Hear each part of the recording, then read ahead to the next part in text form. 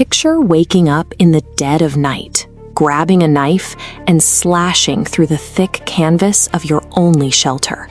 You step out barefoot into a pitch-black forest where the temperature has dropped to 30 degrees below zero. These 9 hikers were seasoned survivalists, traveling with professional-grade gear and years of high-altitude experience. In January 1959, the group embarked on a winter expedition deep into the Ural Mountains, charting a course toward a remote peak called Holatsiak. Translated from the local Mansi language, the name of their destination means Mountain of the Dead. Their journals and photographs show the trip progressed flawlessly at first, documenting high morale and tight bonds through the early stages of the journey. The physical evidence describes a group of trained experts bypassing every ingrained survival instinct to walk directly into a death sentence. After the group missed their scheduled return date, search parties spent weeks scouring the mountains before finally locating the abandoned camp.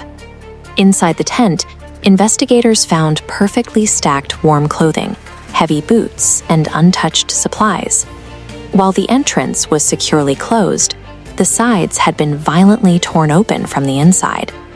The tracks leading away from the tent indicated a steady, calm pace down the slope, a detail that completely contradicts the fact that several hikers were walking barefoot in the frozen snow.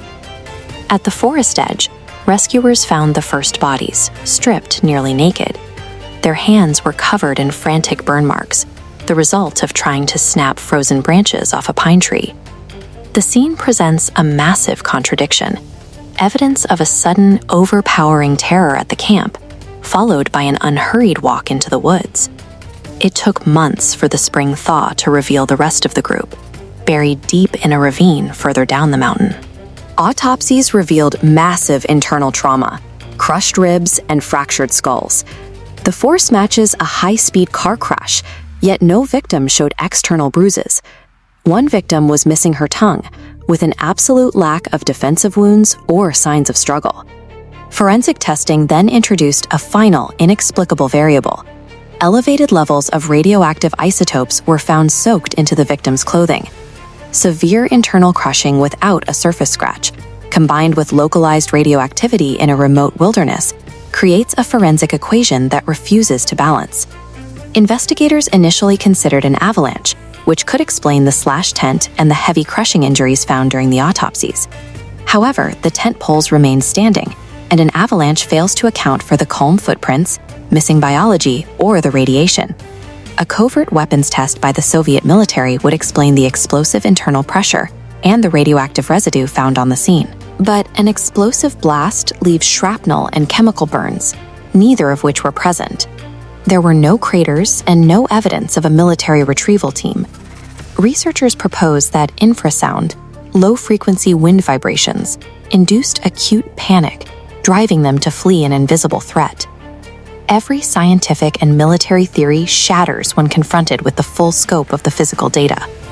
We are left with 9 strong, prepared individuals who made a unified decision to abandon safety for a cold expanse and certain death.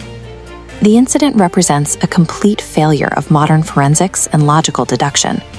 Usually, possessing the journals, the photographs, and the undisturbed tracks leads to a conclusion. But here, the volume of data creates a terrifying blind spot. We have all the physical evidence in our hands, yet the truth of what happened on the Mountain of the Dead remains hidden. Look at the footprints, the radiation, and the internal trauma. Which theory do you believe connects these impossible variables?